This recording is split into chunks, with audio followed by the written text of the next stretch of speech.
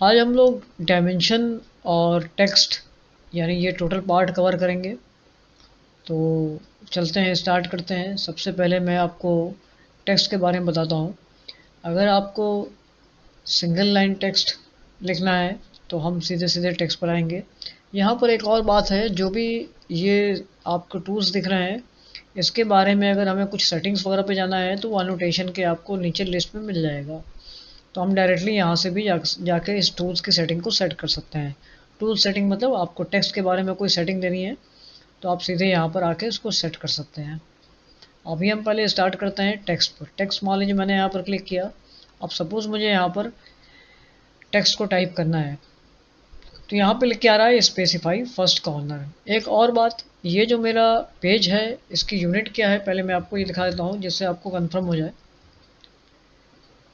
ये हम डेसिमल पे काम कर रहे हैं। प्रेसिजन में मैं 0.0 ले लेता हूँ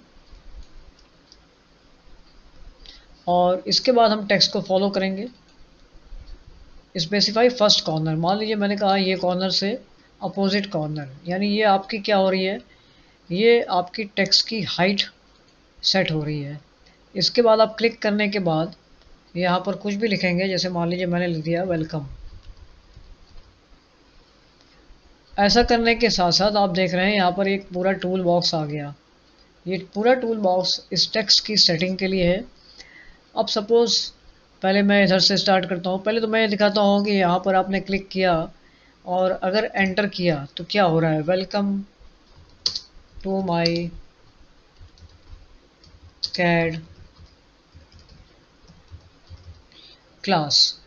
मतलब हमने तो टेक्स्ट लिया था पर्टिकुलर एक लाइन के लिए, और यहाँ पर देखिए एक पॉइंट और आ रहा है। अगर आपको इसको बढ़ाना है यानी ये स्केल बढ़ानी है तो इस तरह से हम स्केल बढ़ा सकते हैं, और अगर लेस करेंगे तो ये सारे टेक्स्ट जो है वो आपके रैप हो जाएंगे। तो अगर हमने इस तरह से स्केल बढ़ा लिया तो क्या होगा, अब अगर हम यहाँ पर क्लिक करने के बाद इसको सेट करना चाहें यानी डिलीट बटन दबाएंगे तो नीचे वाले टेक्स्ट ऊपर आ जाएंगे। तो welcome to my CAD class मान लेते हैं, ये टॉपिक हमने लिखा, देन सेलेक्ट कर लिया इसको और साथ ही साथ इसको बोल्ड कर लिया। और भी कुछ सेटिंग करनी है, जैसे यहाँ पर बहुत सारी सेटिंग्स दी हुई हैं तो हम उस सेटिंग्स को ही फॉलो कर सकते हैं। अब आते हैं, ठीक है मैंने ये काम कर लिया, अब मुझे इसको डन करना है तो हमने यहाँ पर बाहर क्लिक कर दिया। डन करने के बाद टेक्स्ट की साइज़ हमें ये मिल रही है। तो इसके लिए हम लोग क्या करेंगे, इसके लिए फिर हम एनोटेशन पे जाएंगे, स्टैंडर्ड पर आ जाएंगे, यानी यहाँ पर इस पॉइंट पे आ जाएंगे और टेक्स्ट की आपको हाइट सेट करनी है। टेक्स्ट की हाइट अभी 0.0 पर सेट है।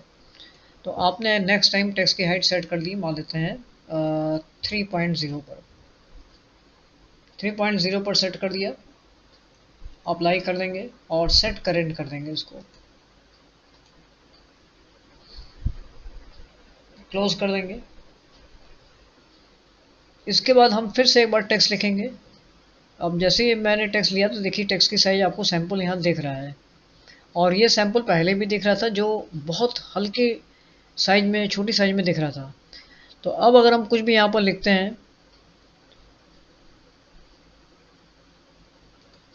और इस बार मैंने फिर लिखा वेलकम और सीधे सीधे एंटर कर दिया तो ये देखिए आपको टेक्स्ट की साइज मिल गई। इसके बाद आप यहाँ पर क्लिक करके इसको जहाँ पर मूव करना चाहते हैं, मैंने यहाँ क्लिक करके इसको मूव करा लिया यहाँ पर, और इस टेक्स्ट को सेलेक्ट करके डिलीट कर दिया। दोनों टेक्स्ट सेलेक्ट था तो पर्टिकुलर इसको सेलेक्ट करना है और डिलीट कर देना है। तो इस तरह से हम यहाँ पर टेक्स्ट को यूज़ कर सकते हैं। ये तो था सिंगल लाइन टेक्स्ट के बारे में। अब यहाँ पर हमें सिंगल लाइन टेक्स्ट आपने देखा, और मल्टीपल लाइन टेक्स्ट लिखना है तो क्या करना है, मल्टीपल टेक्स्ट लाइन के लिए आपको फिर यहाँ पे टेक्स्ट मिल गया, आपने क्लिक किया, स्पेसिफाई अपोजिट कॉर्नर। अब ये क्या है, ये एरिया है। आपने बता दिया यहाँ से यहाँ तक मैं टेक्स्ट लिखना है, और मान लेते हैं आज का मेरा जो क्लास है वो टेक्स्ट के लिए है तो हमने लिख दिया टेक्स्ट इन ऑटो कैड। तो क्या हम इसको अब सेलेक्ट करके इसकी साइज छोटी नहीं कर सकते, तो हम सीधे यहाँ पर आके इसकी साइज छोटी कर सकते हैं 3.0 पॉइंट। तो जो भी साइज देनी है तो हम यहाँ पर लिख देंगे। मान लीजिए मैंने लिख दिया 1.5, 1.5 लिखना है, ये बहुत बड़ा हो गया 1.5। तो 1.5 में ये टेक्स्ट कन्वर्ट हो गया। ये देखिए, मल्टीपल लाइन मतलब ये है कि अगर हम इसके साथ साथ दोबारा अगर हम इसको एडिट करें तो क्या हमें एडिट का ऑप्शन मिल रहा है। तो हम इस पर डबल क्लिक करते हैं, तो डबल क्लिक करने के बाद ये ऐसा आ रहा है, यानी जो सेंटर पॉइंट था जिसको मैंने लिया था वो कुछ ऐसा आ गया। तो इससे क्या होगा, इससे इसका एरिया बढ़ गया। तो ये मल्टी लाइन टेक्स्ट है। मल्टी लाइन टेक्स्ट के लिए अब हम मल्टी लाइन्स लिखना चाहते हैं तो हम मल्टी लाइन्स फिर से आपको लिख के दिखाते हैं। मान लेते हैं ये सारी ड्राइंग मैंने डिलीट कर दिया।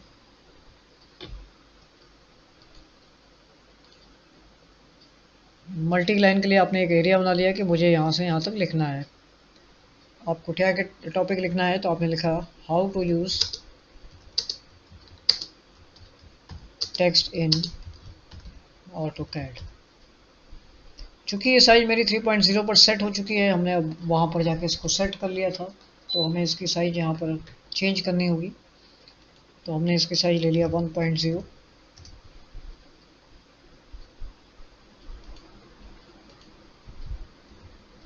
इसको सबको सेलेक्ट करना होगा, कंट्रोल ए से सेलेक्ट कर लेंगे और सीधे आके 1.0 ले लेंगे इसको। और ये जो सेकंड वर्ड है ये नीचे आ गया है, तो इसको हम थोड़ा सा इंक्रीज़ कर देंगे तो हमें यहाँ पर ये टेक्स्ट मिल जाएगा। और वापस क्लिक कर देंगे अपने पेज पे, तो ये आपका टॉपिक आ गया। तो इसको हम अपनी आज की हेडिंग बना लेते हैं। इसको हमने थोड़ा सा मूव करा के यहाँ रख लिया टॉप पर। इस टेक्स्ट के बारे में डिटेल में भी और देखेंगे। देन पॉइंट आता है डायमेंशन का। तो डायमेंशन में कैसे यूज़ करना है, मान लेते हैं मेरे पास मैं कुछ ड्राइंग बना ले रहा हूँ। जैसे एक ड्राइंग ये है और इसमें हम लाइन ले लेते हैं। मान लीजिए एक लाइन हमारे पास ये है,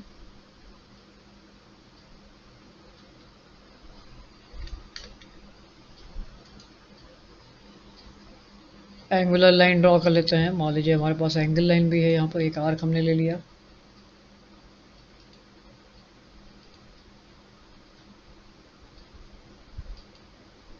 ये आर्क है और देखते हैं इस पर हमें क्या क्या यूज़ करेंगे डायमेंशन का। अब सपोज डायमेंशन पे हम आते हैं तो ये आपको सारे लिस्ट बनी हुई है, लिनियर, अलाइंड, एंगुलर। तो लिनियर का मतलब ये है अगर आपको स्ट्रेट डायमेंशन करना है, स्ट्रेट मतलब हॉरिजेंटल या वर्टिकल के लिए।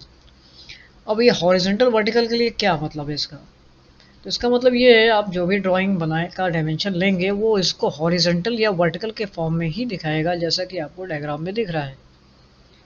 तो जैसे मैं दिखाता हूँ आपको, जैसे मान लीजिए लीनियर लिया हमने, तो लीनियर मतलब एक लाइन में ही दिखाएगा उसको स्ट्रेट पोजीशन पर। अब यहाँ पर ये डायमेंशन का मेजरमेंट आ गया। अब ये टेक्स्ट इतना बड़ा कैसे हो गया, तो इसके लिए आते हैं डी पर चलते हैं, मॉडिफाई करते हैं।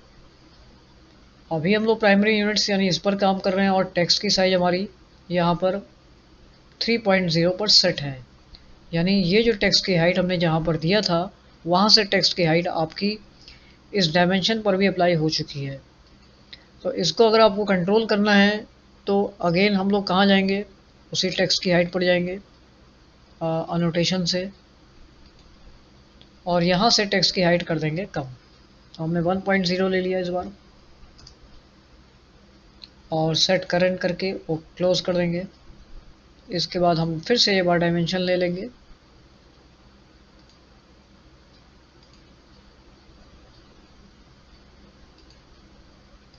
ये देखिए ये 1.0 की साइज में आ गया।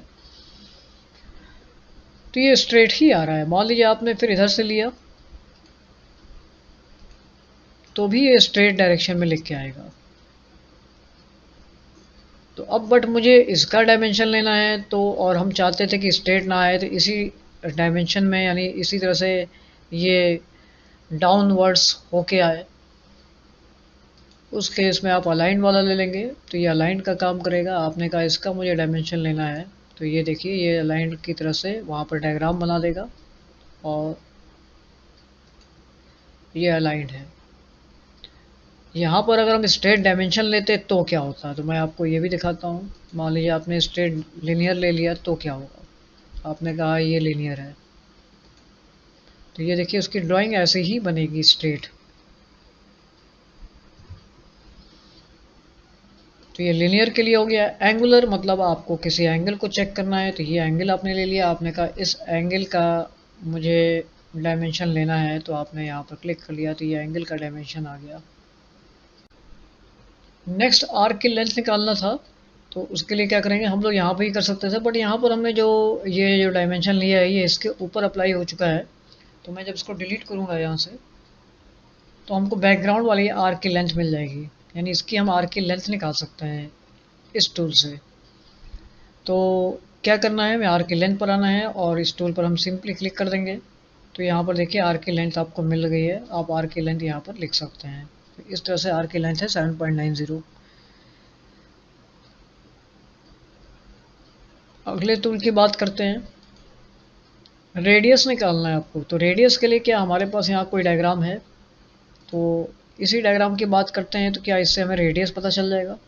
तो ये आपका रेडियस बता रहा है कि किस रेडियस पर ये ड्राइंग बनी हुई है। तो ये रेडियस के लिए आ गया।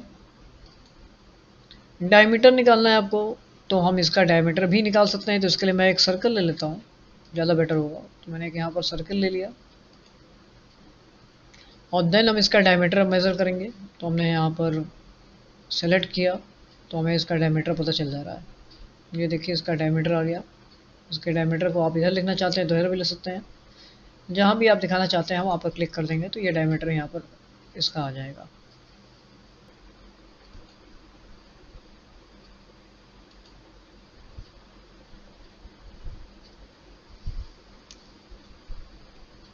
नेक्स्ट आता है कोऑर्डिनेट सिस्टम। कोऑर्डिनेट सिस्टम के लिए आप अपने यूसीएस को थोड़ा सा सेंटर में ले आइए, जिससे आपको यहाँ कुछ ड्राइंग बनाएंगे तो हमें सामने पूरा क्लियर होना चाहिए।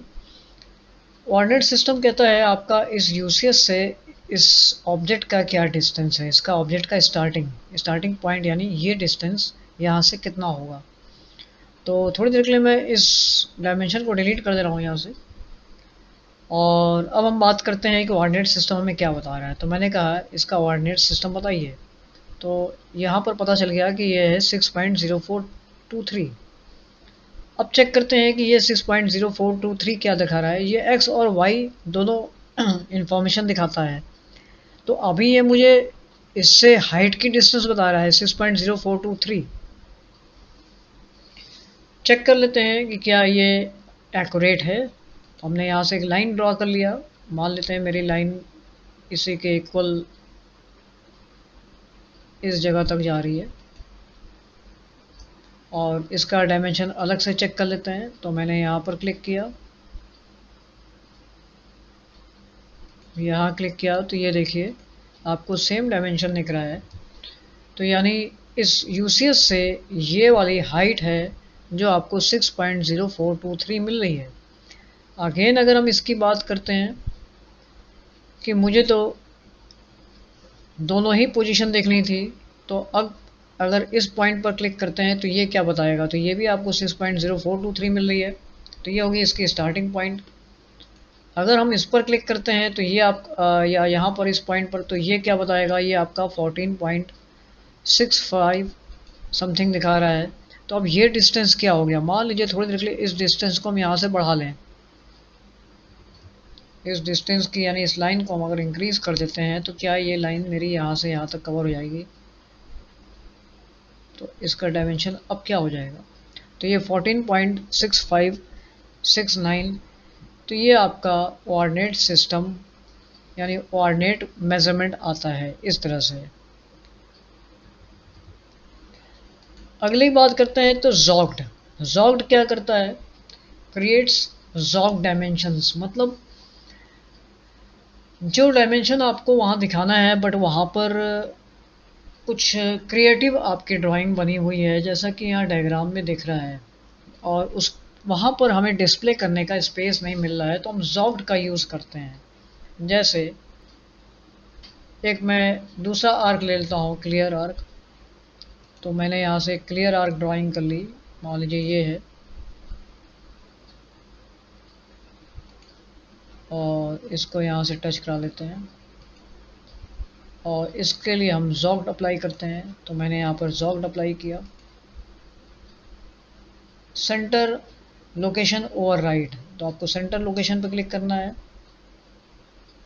तो ये अब हम इस डायग्राम को अगर कॉम्प्लिकेटेड होता तो यहाँ दिखाते, तो ये इसकी ड्राइंग कुछ जॉग्ड सी बन जाती है।